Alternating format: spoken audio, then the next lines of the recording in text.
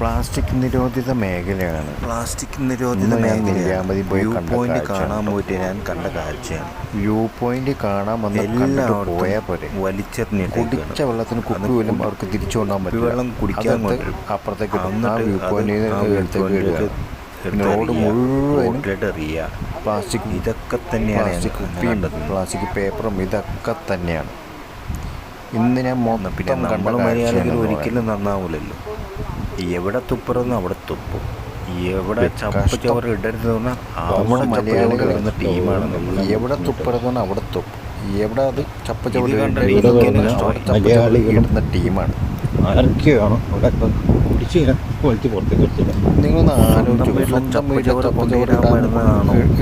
View point കാണുന്നത് ചപ്പ് ചോറ് കൊണ്ട് കളയാനുള്ള സ്ഥലമാണോ?